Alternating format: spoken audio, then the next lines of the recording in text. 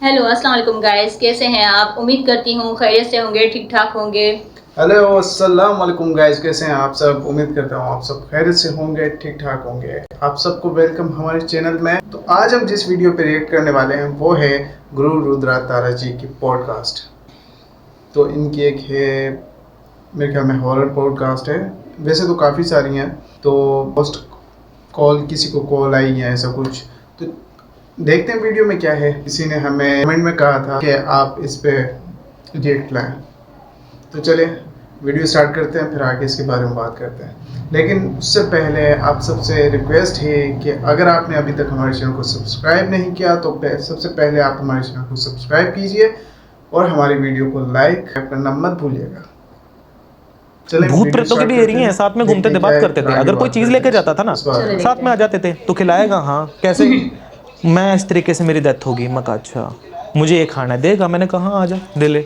ये आज तक मेरे साथ होता है। स्टार्ट में बहुत कुछ हुआ है हमारे साथ। मतलब जब हम जाया करते तो हमारे साथ ऐसा भी हुआ है कि पीछे से ऐसे हाथ मार करके हमें ऐसे खींचा भी गया है। अच्छा। हाँ, मेरे पाँव पे भी प्रहार किया गया। मैं आपको दिखा सकता हूँ, अभी भी निशान पड़े हुए हैं उसके। प्रेत आत्मा को भी इसमें काबू में किया जा सकता है इससे। हाँ, भूत प्रेत उनसे मतलब कुछ भी करवाया जा सकता है, ऐसा कुछ है? हाँ। मैंने सुना थी कि आप इनको ऑर्डर दे सकते हो।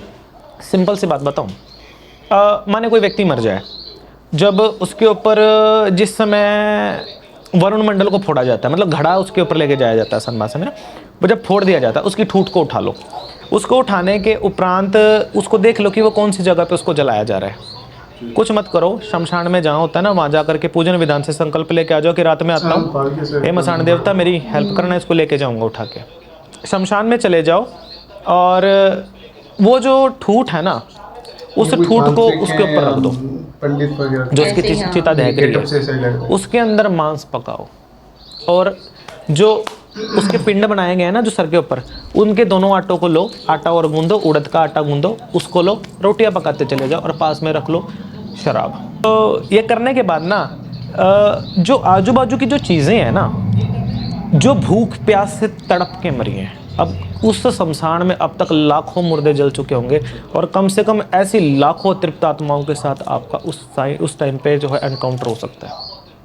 वो आती जाएंगी बैठती जाएंगी, आती जाएंगी बैठती जाएंगी, आती जाएंगी बैठती जाएंगी कि मुझे दे दे कोई भी काम करा ले, मुझे दे दे कोई भी काम करा ले, मुझे दे दे तू खाने के लिए कोई भी काम कर। तो हेलो सभी को नमस्कार, हाथ जोड़ के ढेर सारा प्यार। आज फिर से आप सबकी डिमांड पे एक बहुत ही बेहतरीन पॉडकास्ट लेके आए हैं और हमारे साथ है गुरु रुद्रतारा जी। आई होप सो आप जिस लिए आए हो ना आपको वो सब चीज़ें मिले, क्योंकि बहुत सारे मैसेजेस आए थे कि बहुत नॉलेजेबल और बहुत अच्छा हमने एक पॉडकास्ट निकाला। फिर से बात करते हैं, लेकिन इस पॉडकास्ट में कुछ अलग रहने वाला है। पूरा पॉडकास्ट देखना, स्किप बिल्कुल भी मत करना। तो कैसे हैं आप गुरुजी महाराज जी, बताइए। कृपा है माँ भगवती की। थैंक यू सो मच फिर से आपका आने के लिए जी। और आज हम शुरू करेंगे। पहले तो जो हम बात कर रहे थे ना अभी बिहाइंड द कैमरा, आपकी जर्नी किसमें? तंत्र में? स्टार्टिंग तंत्र में? अगर इस जर्नी की बात की जाए तो शायद मुझे तो माँ के पेट से ही शायद इस चीज़ को जो है मतलब करने का सौभाग्य प्राप्त हुआ है। आरंभिकता ऐसे है कि मेरे जो माता पिता थे उनको कोई संतान नहीं थी। अगर उससे भी पूर्व जो है अगर आरंभ किया जाए तो इसका इतिहास तो शायद हमारे दादा के समय से निकलता है। दरअसल हमारे जो दादा थे उनको कोई संतान नहीं थी, तो वो अपने टाइम में वो फौजी थे वो, तो उनकी जो सियाचिन बॉर्डर वगैरह पे उनकी ड्यूटी लगती रहती थी। तो उस समय उनको एक साधु संत महात्मा मिले होंगे जिनकी उन्होंने खूब सेवा की। इनके यहाँ कोई संतान नहीं थी, 7 वर्ष इनके यहाँ शादी को हो चुके थे। तब उन्होंने पूछा कि तुम कौन हो, तुम क्या चाहते हो हमसे, कि क्यों चाहते हो, कि तुम हमारी क्यों इतनी सेवा कर रहे हो। बोल रहे महाराज मेरा कोई आशय नहीं है इस चीज़ में, आप जो आप देना चाहो आप यथाशक्ति आप दे सकते हो, मैं आपसे क्या मांगूँ। तो वो बोल रहे कि हम साधु संत लोग हैं, हम किसी से भी ऐसे फ्री में हम कोई सेवा नहीं लेते, अब चाहो अब चाहते क्या हो हमसे। तब उन महाराज को हमारे जो दादू थे उन्होंने व्यथा बताई कि हे महाराज देखिए मेरे शादी को 7 वर्ष से ज़्यादा हो चुका और मेरे कोई संतान नहीं है, मैं निसंतान दंपति हैं हम, और हम ये चीज़ चाहते हैं कि हमारे यहाँ संतान हो जाए।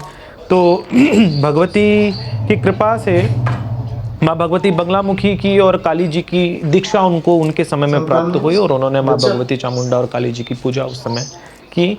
इसी दौरान उनको एक बेटी पैदा हुई जिसका नाम इन्होंने 10वीं महाविद्या कमला के ऊपर रखा। क्यों? घर में बोलते हैं कि लक्ष्मी आई है, भगवती की कृपा आई है। तो वो जब आई तो उसके जो भाव थे, साधु ने बोला था कि इसकी शादी मत करना, अदरवाइज ये परित्याग वाला सिस्टम हो जाएगा इसका। तो हुआ क्या, इन्होंने अब पुराने जो बुढ़े हुआ करते उनका सिस्टम क्या कि हम भाई बेटी की कमाइयाँ हम खाएंगे, हम जो है ये चीज़ नहीं कर सकते, लोग हमारे समाज हमारे मुंह पे थूकेगा कि हमने बेटी को घर में बिठा रखा है, कवारी लड़की घर में बिठाई हुई है, तो ये चीज़ ठीक नहीं है ना। तो उन्होंने क्या किया, ना चाहते हुए भी उनकी शादी जो है कर दी, लेकिन शादी के बाद भी उनका ध्यान जो है वो पूजा साधना में लगा रहा। आगे जो उनके जो हस्बैंड थे वो he is a very supportive person, उन्होंने बहुत सपोर्ट किया उनको। और उनकी जो पोस्टिंग थी वो रेलवे मास्टर थे, दरअसल उनकी पोस्टिंग हो गई गुवाहाटी रेलवे स्टेशन पे। तो वहीं से वो उनके जो है आना जाना जो है वहाँ के साधु संतों के साथ हो गया। और संत संगति बोलते हैं समाज तेरे, और ये तो चाहते ही थे कि संतों की संगति हमें मिले, तो वहाँ जा करके इनको अपने गुरु की प्राप्ति हुई थी। तब ये नित्य अपने गुरु की सेवा के लिए जाना, अपने गुरु की सेवा करना, अपने गुरु के चरण दबाना, है ना, जो एक नित्य क्रम एक शिष्य अपने गुरु के लिए करता है। तो इन्होंने अपनी नित्य सेवा निभाई। उस समय पे इसी प्रकार से इनकी जो पूजा भक्ति थी वो तंत्र साधना में बदल गई धीरे धीरे करके, है ना। तो तंत्र साधना जिस समय इन्होंने आरंभ की, इनके हस्बैंड जो थे उन्होंने बहुत सपोर्ट किया इस चीज़ के लिए, बल्कि उनकी फैमिली इस चीज़ की अनसपोर्ट थी, लेकिन उन्होंने सपोर्ट किया था उनको प्रॉपरली इस चीज़ का कि मुझे पता है कि मेरी नारी कोई गलत काम नहीं कर रही है, सीता समान है। उन्होंने कभी शादी के 13 साल 14 साल तक अपने हस्बैंड को टच नहीं करने दिया था, फॉर रीज़न ऑफ साधना कि जब तक मेरे गुरु आज्ञा नहीं रहेगी मैं बिल्कुल भी तुम्हारे सामने पत्नी रूप में नहीं आऊँगी। तब इसी प्रकार से गुरु सेवा करते हुए, अब पुराने जो साधु संत हुआ करते, आजकल तो शायद ऐसी आपको मिलेगी नहीं कहीं पे भी, मतलब व्यथा ही कहीं पे नहीं मिलेगी कि ना तो ऐसे गुरु हो सकते हैं ना ही ऐसे शिष्य हो सकते हैं आज के समय में। शायद हमें तो नहीं लगता, शायद हमारी भी साधना उन सब साधकों के सामने बहुत न्यून है, हम ये बात बोलेंगे इस मामले में। तो एक बार हुआ कि अब साधु संत हो गए, अगर भोजन ग्रहण करेंगे, अन्नप्राशन करेंगे, तो यदि सब होंगे तो करेंगे, अन्यथा वो खुद भी नहीं करेंगे। तो सबका साधुओं का ये स्वभाव होता है, अगर खाएंगे तो सबको बांट के खाएंगे, अन्यथा फिर अकेले तो वो भक्षण नहीं करने लगे। तो ये स्वभाव साधुओं का नहीं होता। तो उस समय देखा वो अपने बाबा के लिए, अपने गुरु के लिए भोजन का जो बनाने का जो प्रोसेस होता है वो करने चली गई। अब इतने में पीछे से उनके पास कोई साधु संत तपस्वी आ गए उनके पास बैठ के। अब वो क्या हुआ कि वो अपने हाथ में थाली लेकर के अपने गुरु के चरणों में जाते हैं कि बाबा भोजन कर लो। वो सामने देखते हैं कि 3-4 साधुगण भूखे साधुवर बैठे हैं। तो इतने पे जो गुरु महाराज थे वो क्रोधित हो गए कि गलत है, दैट इज़ वेरी रॉन्ग, मैं यहाँ अन्न प्राशन करूँ और जो इतने साधु संत बैठे हैं वो भूखे, या तो सबका होगा या मेरा भी नहीं होगा। उन्होंने बोला कि खड़ी रहे वहीं पे, जो है दुष्ट बदमाश, तुझे जो है इस बात का जो है बिल्कुल भी फिक्र नहीं है कि यहाँ साधु संत बैठे हुए हैं, जब तक ना मैं बोलूँ यहीं पे खड़ी रहे। वो कह करके वो चले गए, वो अपनी साधना के लिए चले गए यहाँ से दूर तिब्बत के अंदर, कैलाश के अंदर।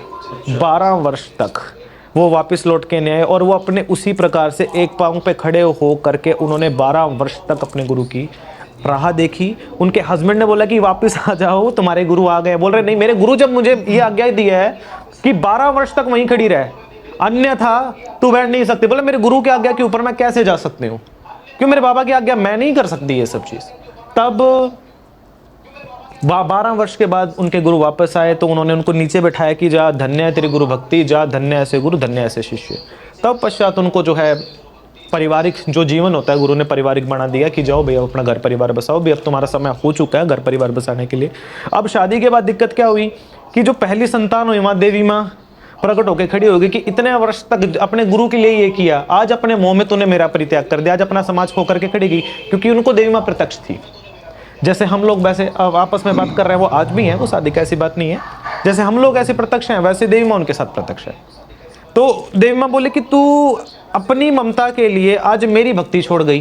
बोल रहे माँ मैं छोड़ी नहीं हूँ, लेकिन मेरी एक जिम्मेवारी थी जो एक परिवार के उसमें, या तो मुझे सांसारिक जीवन ही नहीं देना था, अन्यथा अगर इस जंजाल में मुझे अगर डाला है जगदम्बे तूने, तो कम से कम मुझे इसका निर्वाह तो कर लेने दे, कम से कम मेरे गुरु आज्ञा थी उसका निर्वाह करने दे।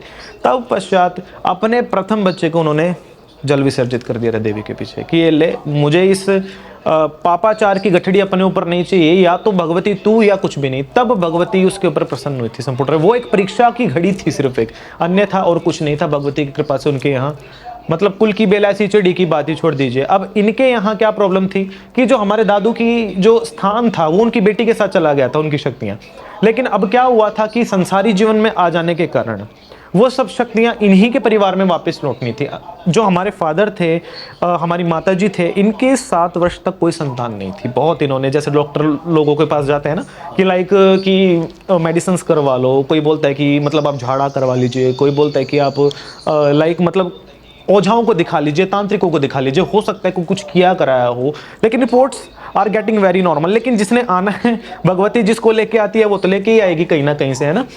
तो हुआ क्या, अब ये हमारी बुआ जी के पास चले गए कि आप भगवती की बहुत बड़ी उपासक हैं, तो आप कृपा करें। बोले मैं ये कृपा नहीं कर सकती, देना लेना मेरे हाथ में नहीं है, उस भगवती के हाथ है। हाँ, मैं उस स्थान पे आपको ले जा सकती हूँ जहाँ पे भगवती असल में वास करती है।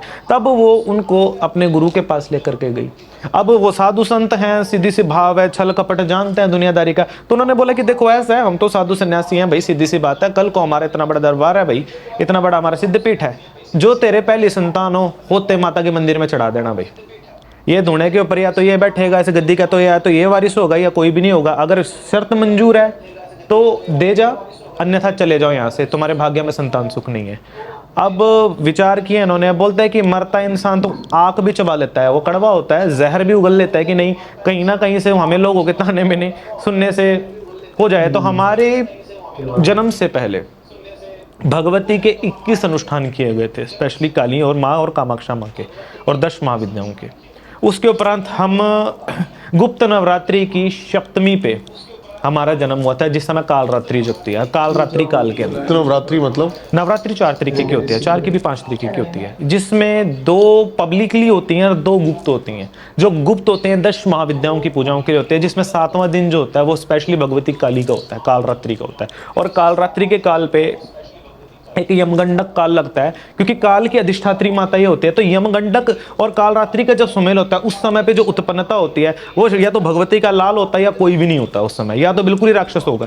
तो वहाँ पे उस नक्षत्र में हमारा जन्म हुआ। तो तब अब पैदा होते हमारे साथ सिस्टम क्या था कि उत्पन्नता देने वाली वो जगदम्बा थी, पैदा करवाने वाले ये लोग थे कारक गुरु महाराज थे, पीसा इसमें मैं तो हुआ क्या कि जैसे बचपन से मुझे अभी भी याद है, जब मैं इतना छोटा सा था, मुझे अपने जन्म के 5 दिन बाद तक का याद है कि मतलब पहले क्या हुआ करता कि डायपर नहीं हुआ करते, लोग कपड़े बांधा करते, लाइक है ना, पोतड़ा जिसको बोलते हैं वो बांधा करते, या सूत जैसे कपड़े आया करते बटन टाइप। भगवती मेरे बटन बंद किया करती, 3 दिन बाद तक का याद है मुझे। मुझे खाना नहीं खाना आया करता, मुझे खाना खिलाया करती, मुझे चलना नहीं आया करता, उंगली पकड़ के भगवती ने मुझे चलना सिखाया है जब मैं छोटा सा था ना, बिल्कुल। तब मैं बताया करता, अरे माँ मुझे दिख रही है, तुम्हें दिख क्यों नहीं रही है, ये बैठी है तुम्हें नहीं दिख रही है। रास्ते चलते ना, जैसे एक छोटा बच्चा होता है जिसको बोलना नहीं आता, तब मुझे मेरी फैमिली ने ये बताया कि हम तेरे पेरेंट्स नहीं है, हिंदी में, और हम तेरे बायोलॉजिकल पेरेंट्स भी नहीं है, हम तुझे लेके आए ये जगदम्बा काली माँ से लेके, ये तेरी माँ, इसी को माँ बोल। एक छोटे बच्चों को आप जो चीज़ समझाओगे उसके दिमाग में वही चीज़ ग्रहण करेगी और वही चीज़ वो सोचेगा। तो मुझे ये चीज़ बताएगी, बाद में इनके लिए यही चीज़ जी का जंजाल हो गया। अब भगवती भी इतनी बुरी नहीं है कि लोग बोले कि मतलब एक छोटे बच्चे को ही उसके माँ बाप से अलग कर दे। तो 5 वर्ष तक का भगवती माता ने जो है इंतज़ार किया था हमारे लिए कि 5 वर्ष तक का जब ये हो जाए तब हमारे इसमें जो है इसको वापस लौटा जाना भी हमारा, तब तक एक बच्चा होता है माँ के संरक्षण में जैसा उसका जीवन होता है हो जाना चाहिए। अब हमारे गुरु महाराज तो साधु सन्यासी शमशान से शमशान भटकना, वो कहाँ लेके घूमते। तो ये चीज़ हुई। उसके उपरांत अब जब बड़ा हो जाता है कहते बच्चे, तो हर एक माता पिता का मोह अपने बच्चों में पड़ जाता है। अब हम जैसे बड़े हुए, अब भगवती माता तो हमारे साथ 24 घंटे डोलना। स्कूल में भी अगर हमें, हमारी बचपन से जिद थी, आज तक ये जिद है कि पहले जो इसको लगेगा मुझे वही खाना है, अन्यथा मैं कुछ भी नहीं खाऊंगा। तो रात के टाइम पे जो प्रसाद चढ़ना है या सुबह प्रसाद चढ़ना है, मैं वही प्रसाद स्कूल में अपने टिफिन में लेके जाना है और वही मैंने खाना है, अदरवाइज मैं कुछ नहीं खाऊंगा। आज तक मेरी ये आदत है। तो स्कूल में भी मैं मतलब बुक्स नहीं लेके जाता था, माता की फोटो लेके जाया करता अपने साथ में, और साथ में बैठ करके जय माता दी सारे छोटे छोटे बच्चों को भी, मतलब जो क्लास के अंदर सबको जय माता दी करने लगाना। माया सा बोलती है, माया सा बोलते, ऐसा हुआ करता जब मैं छोटा सा था बिल्कुल। तब अगर किसी को भी मैंने बोल दिया कि जा तेरी मृत्यु हो जाएगी, वो 1 दिन से ऊपर जी नहीं पाया करता। हाँ, आज भी होता है। तो किसी को बोल दे कि जाओ, अगर तेरे इतनी उसमें, अगर तेरे डॉक्टर बोल रहा है कि तेरे बेटा नहीं तेरे बेटी होगी, जा कर ले, कुछ भी कर ले, तो वो बेटी होगी। अगर बोल रहा है कि ये चीज़ होनी है तो वो होगी। तो ये बचपन से रहा है, भगवती की कृपा हम बोल सकते हैं कि हमेशा से रही है। अब धीरे धीरे करके यही पूजा ना अब जो मुझे दिखती थी असल में वो किसी को भी नहीं दिखती थी। या तो वो लोग मुझे पागल समझते थे या मैं उन लोगों को पागल समझता था। ये चीज़ हुआ करती शुरू से बचपन से अब कॉमन सेंस की बात है। अब इस चीज़ को जिसको मैं देख सकता था उसको गुरु महाराज देख सकते थे और कोई भी नहीं देख सकता था। मैं तो अपने गुरु महाराज को दुष्ट बुढ़ा बोला करता मुझे डर लगा करता हूँ उनसे। वो काले कपड़े पहन के बाल बिखरा के डर लगा करता हूँ उनसे। जब मैं छोटा था मैं भाग जाया करता हूँ। वो बोला करते हैं चले, मैंने कहा ठीक है दैट्स फाइन, जब मुझे नहीं पता था। लेकिन एक बार क्या हुआ, जगदम्बा माँ और गुरु महाराज एक रूप हो गए, तब मुझे पता चला कि शायद ये अलग नहीं है। तब मुझे गुरु तत्व का रहस्य पता चला। और उस समय मेरी उम्र सिर्फ 4.5 वर्ष की थी।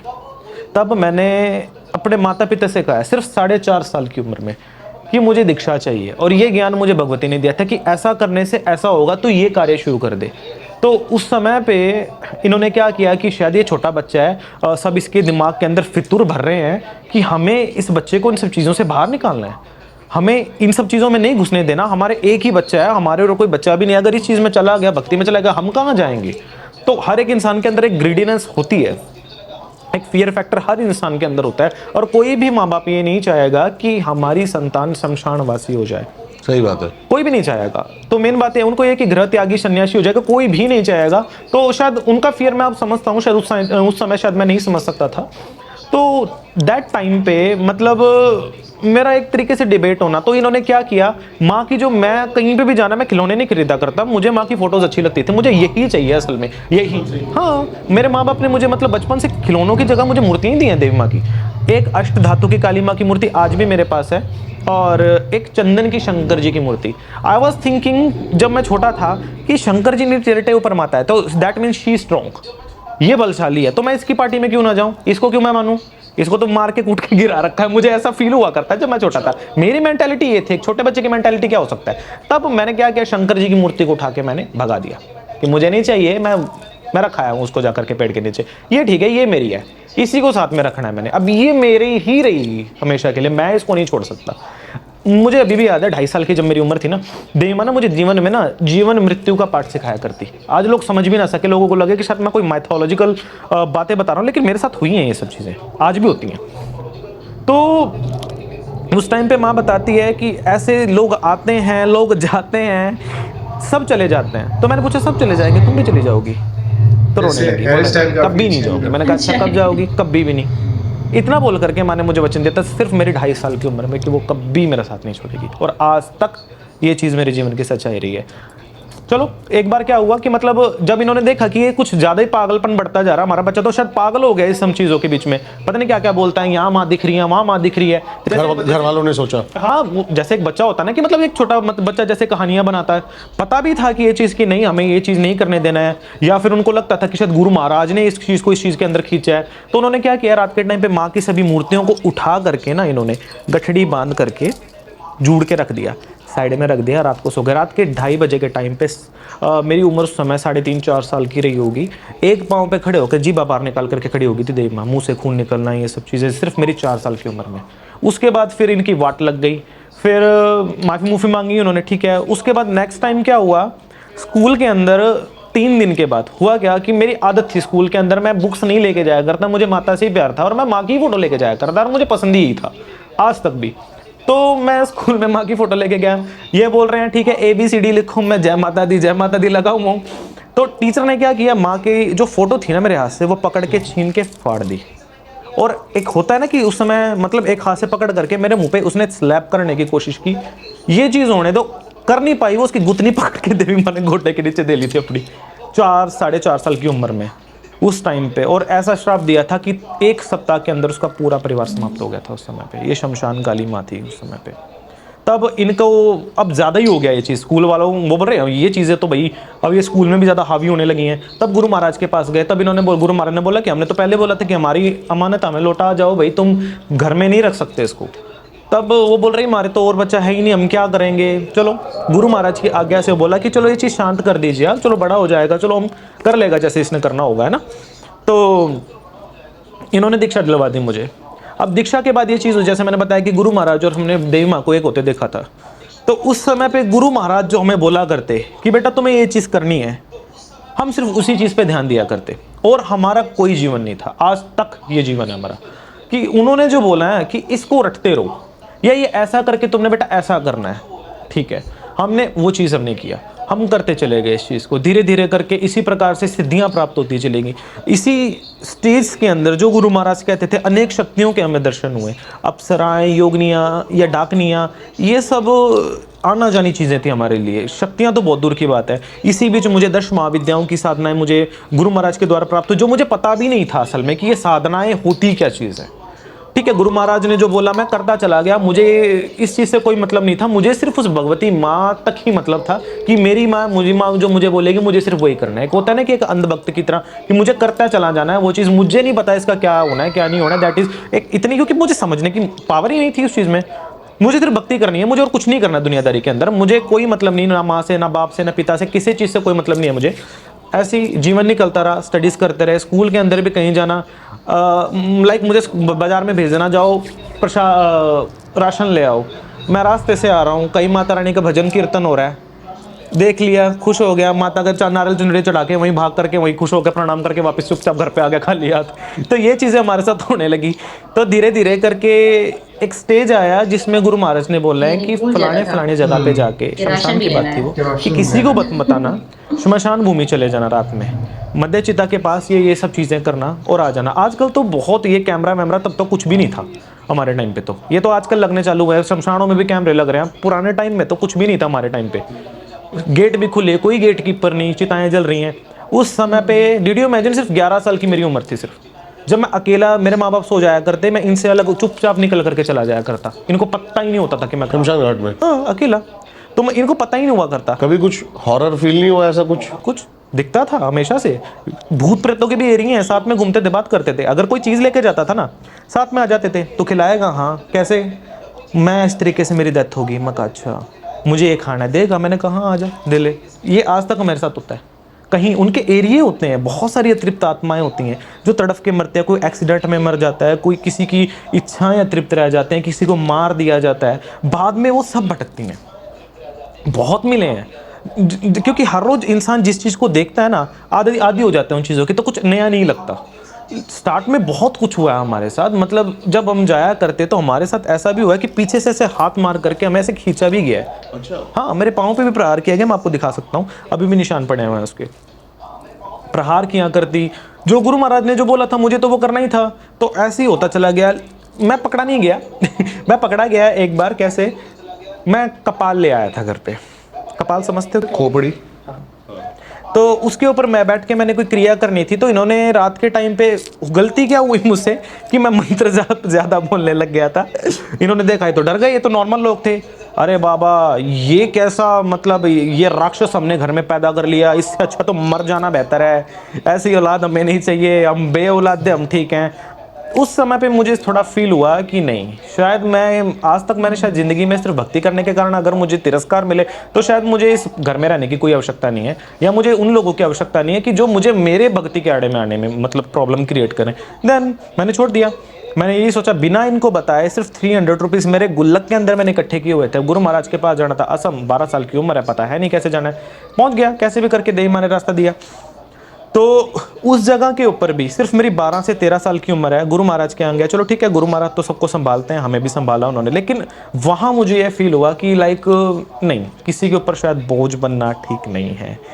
वहाँ से कुछ साधनाओं का प्रहर था, क्योंकि हम पहाड़ पे रहा करते, तो वहाँ से आना जाना, तो मैंने आगे लेके गुरु महाराज मुझे शमशानवास दे दीजिए या मुझे संन्यास दे दीजिए इस चीज़ में, क्योंकि मुझे संसारीकरण नहीं चाहिए, मुझे सिर्फ अपनी भगवती तक, मुझे मेरी भक्ति तक सीमित रहना। हाँ, मुझे मेरी स्टडीज़ करने में बड़ा अच्छा लगता है, पढ़ाई लिखाई में मैं शुरू से अच्छा अव्वल रहा हूँ मैं। तो मैंने उसके बाद गुरु महाराज से आज्ञा ली और मैं शमशानवास हो गया। उसके बाद 4 साल तक मैंने भूतनाथ शमशान के अंदर अपने बिताए हैं और चंडाल का काम किया है। चंडाल समझते हो क्या होता है? चंडाल वो होता है जो रात के टाइम पे मुर्दों को संभालता है, जो लाशें आती हैं उनका दाह संस्कार करता है, या जो लाशें आती हैं उनके जो वस्त्र होता है उनको धारण करता है, वो चंडाल क्रम होता है हमारे यहाँ। और मैं कपालिक संप्रदाय से दीक्षित हूँ और हम शाक्त हैं, कपालिक कौला हम लोग। तो हमारे यहाँ विधान ये होता है कि हम लोग बर्तनों में नहीं खा सकते। हमारे यहाँ जो मानव जो मुंड होता है ना, हमारे यहाँ जिसको मीमांसा पात्र बोला जाता है, हमारे वहाँ उसके मध्य भोजन किया जाता है, और आज भी हमारे पास, और हम खाते हैं इस चीज़ के मध्य आज भी। तो उस समय पे उसके अंदर मानव की खोपड़ी में भोजन और शमशान का वास, ये हमारे जीवन का हिस्सा हो गया। मतलब हम भगवती से प्रार्थना करा करते, क्योंकि ब्रह्मपुत्र में बाढ़ आया करती तो घाट के घाट उसके अंदर चला जाया करते। उस टाइम पे रात भर शिवालय के बाहर बैठ करके ये भगवती से प्रार्थना करना कि हे जगदम्बे, ये तो नहीं बोलेंगे कि किसी की डेथ हो जाए, है ना, ये तो शायद मुझे भी अच्छा नहीं लगेगा। हे जगदम्बे, किसी को ऐसे को मुक्त कर कि जो अपने शरीर से बिल्कुल कष्ट में आ चुका है, जिसकी आत्मा उसको त्राई त्राई बोल रही है कि हे जगदम्बे बस मुझे मौत दे दे, इससे अच्छा कि ऐसे लोगों को भेजे जगदम्बे, किसी का भी बुरा मत कर, क्योंकि अगर ये लाश आएगी तो शायद मुझे भोजन मिलेगा, अदरवाइज मुझे भोजन नहीं मिलेगा। तो उस टाइम पे लाश खाया करते थे इंसान। उस टाइम पे मतलब ये मैं भगवती से मांगा करता है, जगदम्बे किसी ऐसे को भेज कि जिससे सबको, किसी को दुख ना हो, लाइक कि कोई ज़्यादा उम्र का हो रहा है या ज़्यादा किसी बीमारी से पीड़ित है, कि बस भुगत रहा है वो इंसान, कि ठीक है लोग भी बोले कि हो गया तो ठीक है, मुक्ति हुई है इसकी। तो इस प्रकार से काफ़ी मतलब माँ भगवती की कृपा से ऐसा कोई दिन नहीं जाया करता जिस दिन वहाँ लाश ना आया करती। और लाश आने से मतलब ये नहीं कि मैं लाश खाया करता, नहीं, लाश के अगले दिन पे जो अस्थियाँ उठाए जाते हैं, फूल चुगने जिनको कहा जाता है, उस समय पे लाश के सिरहाने पे भोजन रखा जाता है, मिठाइयाँ रखी जाती हैं, फल रखे जाते हैं और चंडाल को दक्षिणा दी जाती है। अगर दक्षिणा मिलेगी तो शायद मुझे मेरा निर्वाह का जो है प्राप्त होगा। और वस्त्र दिए जाते हैं जो शव के नाम के होते हैं ना। तो ये चीज़ें मुझे मिला करती, जिसमें से मुझे 4 भाग निकालना पड़ा करता। एक तो शमशान में रहने वाले कौवे और गिद्धों का, एक प्रेतों का और एक मसान देवता का और कुत्तों का, ये 3 भाग निकला करते और चौथा भाग मेरा था उसमें से, क्योंकि मैं चंडाल कर्म करता था। और चंडालों का आज भी ये इतिहास रहता है कि वो मसान का खा सकते हैं, वो शवों को भी खा सकते हैं, लेकिन 4 भाग निकाल के और उसका पापाचार मुक्त करके, मृत संजीवनी विद्या को उसके ऊपर प्रयोग करके, पहले उस शव का जो कपालिक होते हैं ना, वो शव को भी खा सकते हैं, लेकिन उसका विधान होता है एक। लोग बोलते हैं ना कि आपने देखा अघोरी लोग खाते हैं। अघोरी लोग, मैंने सुना है ऐसा। अघोरी नहीं, सिर्फ अघोरी नहीं, बहुत लोग खाते हैं। औघड़ भी खाते हैं, हाँ, गोरी। कापालिक भी खाते हैं। अघोरी और अघोरी में क्या फर्क है? औघड़ दानी वो होता है जो एक अघोरी होता है, जो शिव शक्ति का जो बाल स्वरूप है वो अघोर है। 12 वर्ष से जो छोटी आयु है ना शंकर जी की, वो अघोर है, जिसमें शंकर जी शमशान में भूत प्रेतों के साथ विचरते हैं। वहाँ पे शिव के साथ शक्ति विराजती नहीं है, जहाँ पे अकेले भगवान शंकर जी उनके साथ मस्त हैं, नाचते गाते, ये मतलब उनके सर पे कोई टेंशन नहीं है, वो साधना रत भी उनका कोई सिस्टम नहीं है, वो होता है अघोर। औघड़ दानी क्या होता है? वो होते हैं जो संपूर्ण रूप में अघोरेश्वर होते हैं, लेकिन वो संपूर्ण रूप में, मान लो अगर उनका ध्यान लग गया मसान में, तो वो ये नहीं पता 1000 वर्ष तक शंकर जी की आंख बंद हो गई और 1000 वर्ष बाद जब उन्होंने जो है आंख खोली तो कुछ और सिस्टम बदला हुआ है। ये होता है औघड़ दानी, कि इसको बोलते हैं औघड़ साधना मूल रूप में। और एक होता है कापालिक संप्रदाय। कापालिक जो होता है ना वो इनसे ऊपर होता है ना। तो इनमें क्या होता है, जैसे शंकर जी है शक्ति के साथ और कपाल रूप में विराजते हैं। इसका एक छोटा सा एग्जांपल आपको देता है, जैसे अन्नपूर्णा माता है। जब अन्नपूर्णा, शंकर जी ने माँ भगवती अन्नपूर्णा को बोला था कि मैं ही सब कुछ हूँ, है ना, तो श्री का स्वरूप भी मैं ही हूँ, माया का स्वरूप भी मैं ही हूँ। बोले आप भक्ति का स्वरूप हो सकते हो, लेकिन माया तो मेरे द्वारा, क्योंकि मैं महामाया हूँ।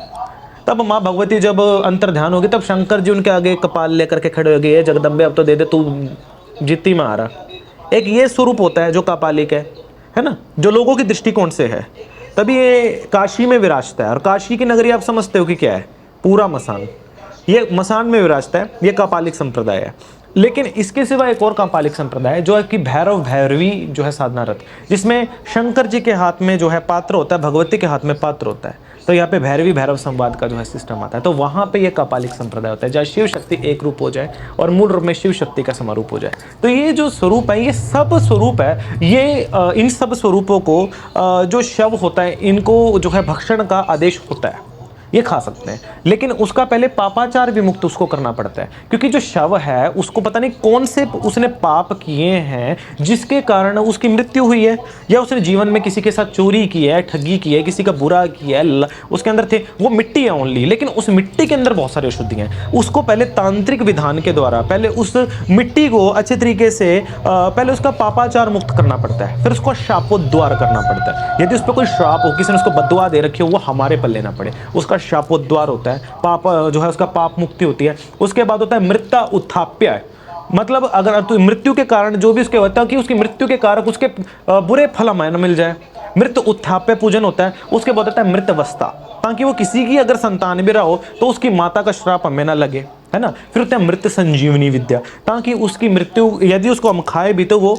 हमारे द्वारा। इस मृत संजीवनी विद्या में तो ऐसा होता है, यदि आप हमारे कौल पंथों में से पहला जो 8 मार्ग होता है, इसमें से कच्ची पक्की मार्ग होता है।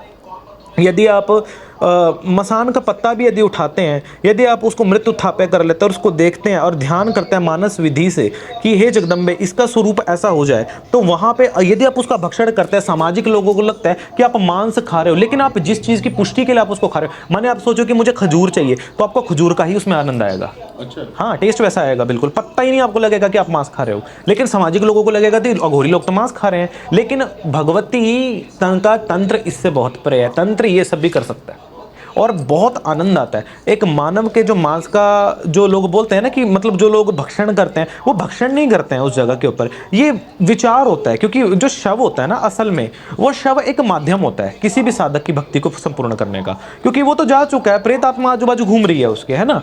अब उसके अंदर शरीर के अंदर एंट्री तो नहीं ले सकती। पहली बात तो ना आज के टाइम में ना जो लोग बोलते हैं शमशान साधकों को, शव साधकों को कि ये लोग सब बुरे ही हैं, ये लोगों को बुरा करने के लिए बैठे हैं लोग, लेकिन ऐसी सच्चाई नहीं है। आज के टाइम में जो मुझे लगता है ना कि हर इंसान को जो आज के टाइम में बैठा हुआ, नॉर्मल भी अगर बैठा हुआ है, उसको शमशान साधना ज़रूर आनी चाहिए। वो क्यों? क्योंकि आज के टाइम में प्रेत बाधा, भूत बाधा इतनी है। आपने ना कभी ये नोटिस किया होगा, जिस शमशान के अंदर अघोरी वास करता है, औघड़ वास करता है, कपाली वास करता है, उनके अंदर कभी भी किसी भी परिवार अगर दिन में जाए रात में जाए, उनका बुरा ही नहीं हो सकता कभी, क्योंकि वो शमशान को कील के रखते हैं। अगर बहन बेटी भी उसमें जा करके नृत्य करेगी ना, खुले बाढ़ करके जाएगी, कोई बुरी आत्मा उसके साथ नहीं लग सकती। लेकिन बशर्ते जिस शमशान के अंदर कोई जो है तांत्रिक विराजमान नहीं होता ना, अगर वो किसी रोड के किनारे पे भी बना हुआ ना, वहाँ दुनिया भर के एक्सीडेंट होंगे, दुनिया भर की लाशें वहाँ आएंगी। ये सच्चाई है, क्योंकि इनको भी ठंडा करना पड़ता है, शमशान सुलाने पड़ते हैं। शमशान जगाने और सुलाने का विधान होता है। जगाया इसलिए जाता है ताकि जो जितनी मृत आत्माएं उसके अंदर घूम रही हैं, किसी का बुरा ना करें, जगा करके उनको बंद कर दिया जाता है। उस शमशान में कभी किसी का बुरा नहीं हो सकता। लेकिन आज के टाइम में ना लोगों ने शमशान साधना को इतना ज़्यादा बदनाम कर दिया है ना, इतना बदनाम कर दिया है, तो हर इंसान नहीं सोचता कि शमशान में अगर जा रहा है तो बुरा करने के लिए जा रहा है। अरे शमशान में औगड़दानी व्यक्ति जाके जो है धूनी वही रमाएगा जिसको दुनियादारी से कोई मतलब नहीं है। वो दुनियादारी का बुरा करने के लिए थोड़ी वो शमशान में जाएगा। तो यही सब साधकों का एक जन कल्याण, समाज कल्याण, लोक कल्याण, राष्ट्र कल्याण ही इसमें निहित होता है, ताकि समाज में, राष्ट्र में कोई किसी का अहित हो ही ना सके। शमशान जगाने और सुलाने का कॉन्सेप्ट यही होता है ताकि किसी का बुरा ही ना हो सके इन सब चीज़ों से। बशर्ते कोई बहन बेटी है, कोई परेशान है, कोई प्रेत बाधा से परेशान है, किसी प्रकार की समस्या उसके ऊपर ना हो सके। बस यही चीज़ें होती हैं। इसी चीज़ के कारण मतलब हम भी मांगा करते हैं जगदम्बे कि कोई ऐसे शव आए कि जहाँ से मुझे भी भोजन पानी का जो है वितरण हो सके। ऐसे 4 वर्ष तक चलता रहा। वो हमें वहाँ से स्वर्ण भी मिला करते, बहुत सारी चीज़ें मिला करते, क्योंकि बहुत लोग होते हैं जो गोल्ड के साथ जो है लोगों का दाह संस्कार करते हैं। उन्हीं को हमने सेल किया। आगे हम जो है हमने हायर स्टडीज़ के लिए हम यूएस भी गए, आगे जा करके आए। फिर आगे जो है कुछ हमारे मन में कि ऐसा हमारे धर्म के सिवा और धर्मों में ऐसा क्या है कि जो लोग सनातन, तो देखिए सब धर्मों का बाप है असल में, क्योंकि स्टार्टिंग ही यहीं से हुई। असल में सत्य सनातनी था। कहीं भी जल से लेकर के थल तक कुछ भी खोद लो, आपको सनातनी मिलेगा और कुछ नहीं मिलने लगा आपको। ऐसा इन धर्मों के अंदर क्या है कि जो लोग इनकी तरफ जा रहे हैं। तब मैंने इंटरफेथ रिलीजियस की मैंने जो है स्टडीज़ की। किसकी? Interfaith religious. ये क्या है? इंटरफेथ रिलीजियस होता है कि अलग अलग धर्मों का विश्लेषण करना। अच्छा। मैंने सिर्फ हिंदुइज्म की स्टडीज़ नहीं की, मैंने जो है सिखिज्म, बौद्धिज्म, जैनिज्म, यहूदिज्म, इस्लामिकिज्म, मैंने इन सब की स्टडीज़ की मैंने अच्छे से। इनको पहले इनका विश्लेषण किया, इनको देखा, समझा कि इनके अंदर है क्या। वूडो एंड विक्का 2 तरीके के जो है आते हैं, एक अफ्रीका का है और एक अमेरिका का है। ये 2 उनके भी स्पेशल एक तंत्र फॉर्म है। हाँ, वूडो एंड विक्का। मैंने उनका विश्लेषण किया कि इनके बीच में क्या है, लेकिन बहुत सिमिलैरिटीज़ हैं। थोड़ा सा वूडो को है ना, मेरे को तो पता है, लेकिन थोड़ा सा वूडो को एक्सप्लेन कर देते हैं थोड़ा सा ही, ताकि लोगों को समझ में आए। को अपने यहाँ क्या होता है कि 5 तत्वों को महाभूत माना जाता है ना, जिसमें जल तत्व, अग्नि तत्व, आकाश तत्व, वायु तत्व, आत्म तत्व है ना। तो इनको 5 महाभूतों से बना पुतला खेले 5 25 माई, ये बोला जाता है हमारे यहाँ ना। और वुडो के अंदर क्या कि 3 सब शक्तियों को माना जाता है। एक तो सॉल माना जाता है, इसमें हवा और वायु। ये क्या होता है, किसी भी चीज़ में ना सोलर जो इनकी एनर्जी होती है उसको ये मतलब इनहेंस करेंगे। अगर माने किसी का के ऊपर इन्होंने तंत्र करना है, उसके ऊपर पहले ये उसका पुतला बनाएंगे, है ना, गुड़िया बनाते हैं। हाँ, वुडो डॉल जिसको बोला जाता है, पुतला बनाएंगे उसका। अगर लेडीज होगी रेड कलर का बनाएंगे, जेंट्स होगा व्हाइट कलर का बनाएंगे, अगर कोई दुष्ट होगा या बहुत बड़ा कोई प्रीस्ट होगा तो उसके ऊपर ब्लैक कलर का बनाएंगे, है ना। ये अपने आप ही चलता है, इसके बारे में अपन हिंदू तंत्र में भी बताते हैं क्या सिमिलरिटीज हैं। ये क्या करते हैं कि सिर्फ इसके अंदर सिर्फ उसके एनर्जीज को रखेंगे या उसके हेयर्स वगैरह को उसके साथ, ताकि कॉन्टैक्ट हो सके। वो संकल्प वाला सेम चीज़ है, बुलाते हैं। इनके यहाँ क्या होता है कि हम जो बुरी आत्माएं इनके मतलब वुडा एंड विका के अंदर सिमिलरिटीज क्या है कि जो इनके जो बड़े बुजुर्ग हैं जो जा चुके हैं उनकी आत्माओं का ये आवाहन करते हैं और इनको झूठा भोग देते हैं, उचिष्ट भोग देते हैं उनको ये। हाँ, हमारे यहाँ जैसे कि अगर भोग देना हो किसी शक्तियों को हम डायरेक्ट दे सकते हैं, लेकिन इनके यहाँ क्या होता है कि अगर इनको देना होता है वो पहले मुंह के अंदर शराब लेंगे, उसको स्प्रेड करेंगे मुंह से। अगर प्रेत आत्मा को भोजन देना है, अगर उनको एग देना तो वो दीवार के अंदर उसको फेंक के मारेंगे। इस तरीके से प्रसाद देते हैं। मतलब ये डांस करके दिखाते हैं उनको अट्रैक्ट करने के लिए, ये बॉन फायर लगाते हैं ताकि वो आ सके और इसके अंदर वो जा सके, ताकि उस व्यक्ति के साथ उसको लगाया जा सके। बशर्ते हमारे यहाँ इसको क्या बोलते हैं, कृत्या तंत्र। कृत्या तंत्र जी, हमारे यहाँ ये वैसे तो हमारे यहाँ 64 प्रकार की कृत्याएं बोली जाती हैं, उसमें से एक कृत्या तंत्र आता है जिसमें क्या होता है कि यदि जिसको मोठ भी बोला जाता है, कृत्याओं में क्या होता है कि माने कोई व्यक्ति है, माने आप हैं, हम हैं, कोई भी है, यदि हमने उसको परेशान करना है, तंत्र के 6 कर्म होते हैं, मारण, मोहन, उच्चाटन, वशीकरणम, स्तंभन, विद्रेषण। मारण माने अगर हमने मारण जैसा उसको मृत्यु तुल्य कष्ट यदि हमने उसको देना है तब हम तब भी इसका यूज कर सकते हैं। मोहन, यदि हम चाहते हैं कि हमारी बातों में अट्रैक्टेड रहे, हम जो बोले ठीक है मान जाए, लाइक पॉलिटिक्स जो है बहुत यूज करते हैं इस चीज़ का, वो मोहन करते हैं सबका। उसमें क्या होता है, वो लोगों को बोलेंगे जी ये आपकी हम सब बातें मनोकामनाएं पूरी करेंगे, पब्लिक कहते हैं वाओ वेरी नाइस। तो ये चीज़ होता है ना, इसको बोला जाता है मोहन। उच्चारण, लाइक आपका मन है, आप एक चीज़ को करते हो, है ना, दुकान के अंदर आप बैठते हो, आपको बिजनेस है, लेकिन आपको सब कुछ ठीक है नॉर्मल, आपका मन कर गया यार मैंने करना ही नहीं है ये चीज़, मेरा दिल ही नहीं करता है सब चीज़ें करने के लिए। कोई बच्चा है पढ़ाई कर रहा है, बहुत अच्छा पढ़ रहा है, एकदम से छोड़ जाएगा कि यार मुझे पढ़ने का दिल ही नहीं करता, बुक उठाने का दिल ही नहीं करता मेरा, है ना। पति पत्नी आपस में अच्छे रिश्ते हैं, इसको क्या बोलते हैं? उच्चाटन। उच्चारण, उच्चाटन, उच्चाटन, उच्चादना, उच्चाटना, उच्चाटना। उच्चाटन क्रम बोला जाता है, षटक्रम में छठा क्रम होता है। ये बोलता है कि किसी का कोई भी चीज में मतलब मन ना लगने देना, उच्चाटन। स्तंभन, स्तंभन जो होता है इसका विधान होता है किसी भी चीज को रोक देना, ठहरा देना, किसी भी वस्तु, माने आप हो, आपका बिजनेस अच्छा चल रहा है, यदि आप स्तंभन क्रिया कर दी ना, आपका बिजनेस वहीं स्टॉप हो जाएगा। अच्छा, यानी आप अगर बुद्धि स्तंभित कर दी जाए, आपके अंदर जो मेमोरीज है ना, जितने थॉट्स आने हैं वो बंद हो जाएंगे, आप पागलों की तरह हो जाओगे। बुद्धि स्तंभित यदि कर दी जाए, बोलते हैं ना किसी को मेंटल असाइलमेंट में पहुंचाना, इसके लिए स्तंभन जो है क्रिया की जाती है। इसके लिए माने कि अगर किसी का गर्भ स्तंभित कर दिया जाए, रिपोर्ट्स नॉर्मल है, पेट में दर्द होता है, लेकिन देखते हैं कि बच्चा पैदा क्यों नहीं हो रहा, गर्भ स्तंभित किया गया। विद्रेषण, लड़ाई झगड़ा आपस में करवा देना, सब कुछ ठीक है कोई बात नहीं, आपस में बैठे हैं, मतलब चालू हो जाते हैं, ये होता है विद्रेषण। इसी प्रकार से ये 6 क्रम होते हैं तंत्र के। वशीकरण को तो आप जानते हैं, लोगों ने कितना फेमस कर रखा है, गली गली में दुनिया बकवास करती है इसके बारे में। तो ये जो क्रम होते हैं ना, ये हर क्रमों में चलते हैं। किसी भी व्यक्ति को इसके अंदर जो है लिया जा सकता है और इसकी काट भी की जा सकती है। जैसे इसके अंदर 6 के 6 क्रमों के अंदर भी पुतलियां बनती हैं, 6 के 6 क्रमों के अंदर क्रियाएं होती हैं जिनसे एक व्यक्ति को मृत्यु तुल्य कष्ट भी दिया जा सकता है, उसको इससे बाहर भी निकाला जा सकता है। अगर कष्ट पहुंचाना हो, एक छोटा सा एग्जांपल दूंगा, पूरा नहीं बताऊंगा ताकि लोग इसका गलत प्रयोग ना करके खुद का भी नुकसान ना कर सकें। अच्छा, माने अगर कोई व्यक्ति है, प्रेत आत्मा को भी इसमें काबू में किया जा सकता है इससे। हाँ, भूत प्रेत उनसे मतलब कुछ भी करवाया जा सकता है, ऐसा कुछ है? हाँ। मैंने सुना थी कि आप इनको ऑर्डर दे सकते हो। सिंपल सी बात बताऊं, माने कोई व्यक्ति मर जाए, जब उसके ऊपर जिस समय वरुण मंडल को फोड़ा जाता है, मतलब घड़ा उसके ऊपर लेके जाया जाता है सनमासन में, वो जब फोड़ दिया जाता है उसकी ठूठ को उठा लो। किसको? ठूठ? ये क्या होती है? आपने कभी शव को देखा है? नहीं। भी शमशान में नहीं गए? शमशान में गया हूँ बहुत बार। हाँ। आपने कभी उसकी क्रिया होते देखी है? नहीं होते देखी? कभी जाना, आप देखोगे कि पहले ना क्रिया करने से पहले ना उसके चारों तरफ ना एक मिट्टी की हंडिया के अंदर ना पानी रख करके उसके चक्र लगाया जाता है, उसके सिर की तरफ फोड़ दिया जाता है। हाँ हाँ, ये सब चीजें देखी हैं। देखिए हाँ हाँ हाँ। तो ये दक्ष क्रिया का भाग होता है। उसमें क्या होता है कि जल तत्व को जल तत्वों में मिलाया जाता है। पंच महाभूतों का एक विधान होता है। माने उसकी जो ठूठ है उसको उठा लो, ठीक है। उसको उठाने के उपरांत उसको देख लो कि वो कौन सी जगह पे उसको जलाया जा रहा है। कुछ मत करो, शमशान में जहाँ होता है ना वहाँ जा करके पूजन विधान से संकल्प लेके आ जाओ कि रात में आता हूँ, हे मसान देवता मेरी हेल्प करना, इसको लेके जाऊँगा उठा के। सब चले जाएं, रात में शमशान में चले जाओ। लेकिन ये कोई नॉर्मल बंदा नहीं कर सकता ना ये? नहीं, मारा जाएगा।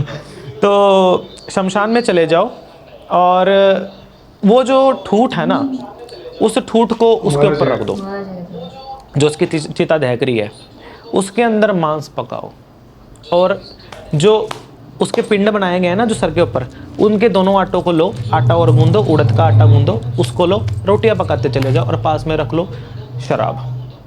अच्छा। प्याला रख लो उसका, बनाते जाओ रखते जाओ, बनाते जाओ रखते जाओ और मंत्र बुड़बुड़ाते जाओ। मैं यहाँ मंत्र का विधान नहीं बताऊंगा, पहले अपने आप का घेरा करना जरूरी है, अन्यथा वो तुम्हें मार डालेंगे। तो ये करने के बाद ना जो आजू बाजू की जो चीज़ें हैं ना, जो भूख प्यास से तड़प के मरी हैं, जो भूखे मरी हैं, जिनको भूख लगी है या जिनकी अच्छे से कोई बोलते ना कि तेरहवीं नहीं हुई है, विधियाँ नहीं हुई मतलब। हाँ कुछ भी नहीं हुआ है ना, वो आपके पास पास बैठती चली जाएंगी, जमावड़ा लग जाएगा पूरा। अब उस शमशान में अब तक लाखों मुर्दे जल चुके होंगे और कम से कम ऐसी लाखों तृप्त आत्माओं के साथ आपका उस टाइम पे जो है एनकाउंटर हो सकता है।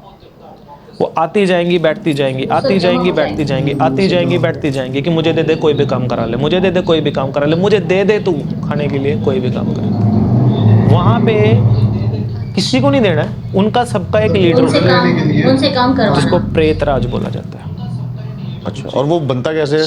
प्रेतराज जो होता है वो मशान देवता ही होते हैं असल में, उनका ही एक जो है तामसिक स्वरूप होता है जो भूत प्रेतों को कमांडिंग करता है। तो वो आएंगे, वो इन सबसे भयंकर स्वरूप होगा उसका। अच्छा, और वो मतलब जो ये साधना कर रहा होगा ये उसको दिखेंगे ये सारे? प्रत्यक्ष दिखते हैं, करके देखिए, आप भी करिए, सबको करना चाहिए, मैं तो बोलता हूँ। तो जो है प्रेतराज जी आए बैठे और कुछ मत बोले, क्योंकि ये लोग मांगेंगे, वो मांगेगा नहीं, वो पूछेगा। ये उसकी पहचान है कि ये क्या चल रहा है यहाँ। जवाब नहीं देना है, अपना काम करते चले जाना है। लास्ट में वो भोग मांगेगा, तब उसको भोग दे दो, वचन दे देगा। 3 वचन दे के जितने प्रेत है ना सब काबू में, एक बार में लाखों आत्माओं को सिद्ध कर सकते हो एक विधान से। शमशान साधना आसान नहीं है। अगर किसी पे छोड़ना हो ना, 1 से निपट लेगा, 2 से निपट लेगा, 10 से निपट लेगा, 20 से निपट लेगा, इकट्ठा करके ना इनको अगर एक पे दे मारा जाए ना, इसको बोला जाता है कृत्या जी। उस व्यक्ति के नाम का अगर पुतला बना करके ना, उसका कोई बाल हो, सिर का कोई बाल हो, पाँव की कोई मिट्टी हो, कोई उसके अंडरवेयर कोई पहना हुआ कोई कपड़ा जो शरीर के ज़्यादा मतलब उसके मतलब बॉडी पार्ट्स के साथ ज़्यादा लगा हुआ हो, मतलब उसको उसमें यूज़ करके उसके नाम से प्राण प्रतिष्ठा उसकी करके, शरीर आ गया, प्राण प्रतिष्ठा तो हो चुकी है, डेट ऑफ बर्थ टाइमिंग के साथ पूरी लगन कुंडली जो है उसकी खोल दो, वहीं के वहीं हो गया। उसके बाद लो जी वहीं के वहीं पहले तो उसके पाँव में गुड़ा दो, भोग दो उन सबको, जैसे पहले भोग दिया फिर वैसे दो। पाँव में अगर अभिमंत्रित करके उसके शूल मान देते हो तो उसके पाँव को लकवा मार जाएगा वहीं के वहीं। हाँ जी, ये 3 क्रियाएं होती हैं, इसको एकदम से आप नहीं कर सकते मारण को, नहीं तो आपका ही मारण हो जाएगा। पहली जो क्रिया होती है फर्स्ट डे होती है इस प्रकार से, उसके पाँव से स्टार्ट करनी पड़ती है। पाँव से करोगे उसको लकवा जैसा सिस्टम हो जाएगा उसका, वो उठ नहीं सकता, वो जैसे कि बोला जाता है ना कि उसके यूरिनल भी बीच में निकलेगा, उसका ये सब कुछ बीच में निकलेगा, इतनी बुरी गंदी कंडीशन हो जाएगी, वो मौत मांगेगा। उसके बाद एक पूजा और आती है, वो आते है 21 दिन के बाद। उस 21 दिन के बाद की जो पूजा होती है उसमें फिर से कच्चा मांस और पक्का मांस पकाया जाता है चिताओं पे। तब उसमें क्या जाता है, उनको फिर को बुलाया जाता है, फिर से काम लिया जाता है उनसे। उसमें क्या होता है, दूसरे में छोड़ा जाता है यहाँ 1 2 3, ये उसमें क्या होगा, उसके दोनों हाथों को और सर को जकड़ लेंगे। वो लोग बोलते हैं ना कि बिल्कुल हाथों से गया, मैं स्टिफ हो गया बंदा ऐसे, बिल्कुल मतलब मैं कुछ नहीं कर सकता, ये सब चलेगा। और लास्ट की जो अंतिम क्रिया होता है वो महाक्रिया होती है। उसमें क्या होता है कि जो काक जो होता है, कौए को चिता में जला करके जिंदे कौए को बलि चढ़ानी पड़ती है उसको, मैं पूरा विधान नहीं बताना चाहता। हाँ, तो उसको चिता में जला करके ना उसकी जो स्वाहा है उसको उठा करके उस पर मल देनी है, पूरे शरीर पे छाले निकल जाएंगे। जैसे एक मैगेट्स जैसे चलते हैं ना, वो मैगेट्स जैसा हिसाब हो जाएगा, नाक में से मैगेट्स, मुंह में से मैगेट्स। अगर उसको मारना हो ना, पहले पेट में जाएगा, उसके अगले दिन यहाँ पे जाएगा। यहाँ करोगे प्रतिघात, ये 7वीं अंतिम कील होगी, उसको भगवान भी नहीं बचा सकता। खत्म। ये मारण क्रिया है। और तंत्र में ये सब चीज़ें होती हैं, लेकिन इसका प्रयोग नहीं करना चाहिए, गलत है। क्योंकि जो इंसान किसी की मृत्यु करता है उसको नरक तक यातना भोगनी पड़ती है इस चीज़ की। लेकिन आप इससे लोगों को बाहर निकाल सकते हो। अगर किसी पे हुआ है तो इससे वही व्यक्ति बाहर निकाल सकता है जो शमशान साधना जिसने किया हो, जिस पे उसी के बराबर ये सब चीज़ों का भाग हो। माने जिसने छोड़ा है ना, वो उल्टा दोहा, इसकी दोहा डबल करके उसके प्रोटेक्शन में लगा दे, तब उस व्यक्ति को बचाया जा सकता है। यहाँ पे यूज़ की जाती है मृत संजीवनी विद्या, जो मुर्दों को भी जिंदा कर सकती है 10 मिनट के लिए। मुर्दों को भी? हमारे यहाँ ना एक साधना होती है शव साधना। शव साधना का कॉन्सेप्ट ये इंडिया में बैन है, आपको अगर ना पता हो तो। ये साधना गवर्नमेंट ने ही बैन की हुई है बहुत टाइम पहले से। जिसमें क्या होता है कि एक शव लाया जाता है और शव को अभिमंत्रित करके उसको शापोद्वार और पापोद्वार करना बहुत ज़रूरी है।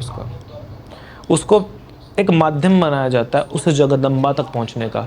कुलावर्णम तंत्र के अनुसार, कामरति तंत्र के अनुसार और योगिनी तंत्र के अनुसार ये बोला गया है कि जो व्यक्ति माँ पार्वती की या काली या 10 विद्याओं की पूजा बिना शव के करता है ना, उसको नरक तक की यातना भोगनी पड़ती है।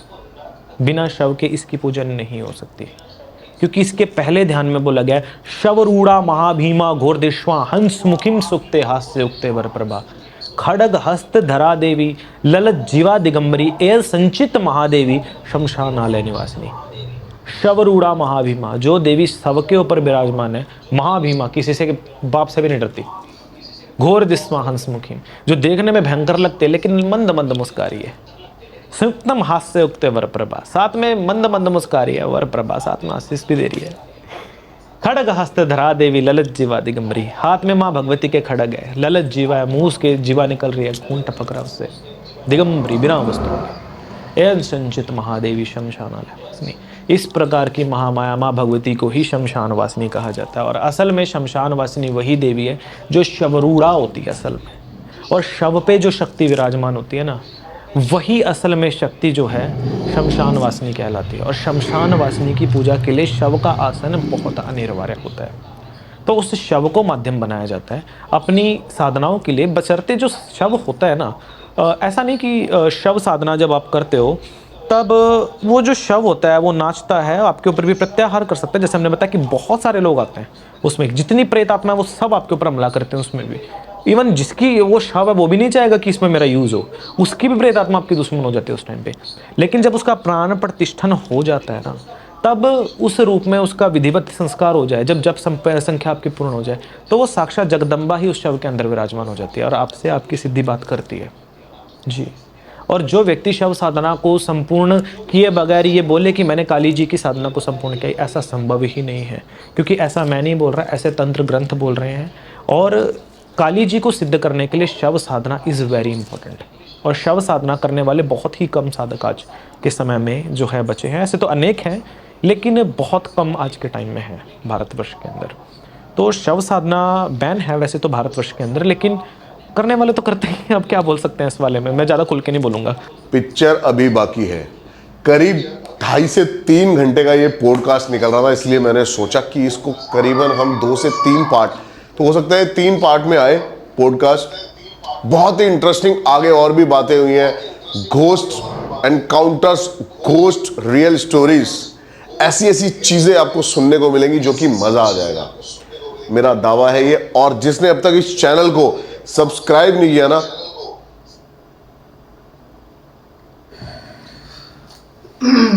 तो गाइस ये थी इनकी वीडियो पॉडकास्ट जो गुरु रुद्र की।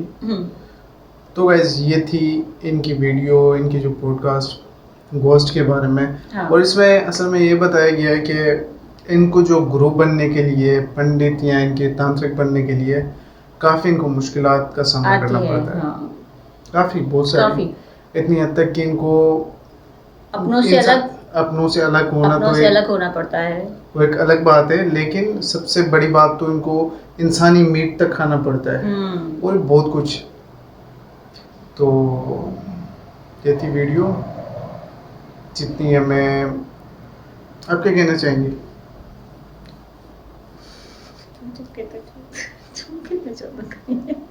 चलो पहले तो बहुत अच्छी थी वीडियो। हाँ। और इनसे हमें हिंदुइज्म के बारे में, जो इनके पंडित हैं उनके बारे में काफ़ी जानकारी जानकारी है। मिली। ब्लैक मैजिक के बारे में और पता black चला magic- कि ब्लैक मैजिक क्या है, कैसे होता है, और उसके फायदे क्या हैं, नुकसान क्या हैं। फायदे तो कोई नहीं होते, फायदे नहीं होते, लेकिन फिर भी लोग तो करते हैं। लोग करते हैं। नहीं करने चाहिए, बिल्कुल भी नहीं करना चाहिए, ये सही नहीं है। बिल्कुल। तो अच्छी लगी वीडियो, पॉडकास्ट हमें अच्छी लगी इनकी। और भी हैं भूतों के बारे में, गोस्ट के बारे में, जो इनके साथ गुजर चुकी है, जो इनके हादसात पेश आ चुके हैं। हाँ। अगर आप चाहते हैं कि हम इसके पार्ट 2 पे भी वीडियो लाएं, रिएक्शन लाएं, तो काइंडली आप हमारे चैनल को सब्सक्राइब कीजिए और हमारी वीडियो को लाइक कीजिए, अगर अभी तक आपने नहीं किया तो। हमें आपके सपोर्ट की ज़रूरत है, आप हमें सपोर्ट करेंगे तो हम आगे काम जारी रखेंगे इंशाल्लाह। तो कैसी लगी आपको वीडियो? हमें ज़रूर बताइएगा, हमें कमेंट में ज़रूर बताइएगा, कमेंट में ज़रूर बताइएगा, ताकि हम आने वाली और भी आपके लिए बहुत अच्छी अच्छी वीडियोस लाएं। आप चाहते हैं हम किसी और पे लाएं, किसी और चीज़ पे रिएक्ट लाएं, तो आप हमें ज़रूर कमेंट में हमें बताइएगा कि आगे नेक्स्ट वीडियो हम किस पे लाएं। आप चाहते हैं कि इसके पार्ट 2 पे लाएं? हाँ। है ना? लानी चाहिए। लाएंगे, ज़रूर लाएंगे। अगर आपने अभी तक हमारे चैनल को सब्सक्राइब नहीं किया तो जल्दी से हमारे चैनल को सब्सक्राइब कर दें। मिलते हैं नेक्स्ट वीडियो में इंशाल्लाह। और हाँ, इस वीडियो की जो ओरिजिनल लिंक है वो हमने डिस्क्रिप्शन में दी हुई है। इस वीडियो की ओरिजिनल लिंक हमने डिस्क्रिप्शन में दी हुई है, अगर आप चाहें तो वहाँ से ओरिजिनल लिंक पे जा सकते हैं। चलिए मिलते हैं नेक्स्ट वीडियो में, तब तक के लिए अल्लाह हाफिज़।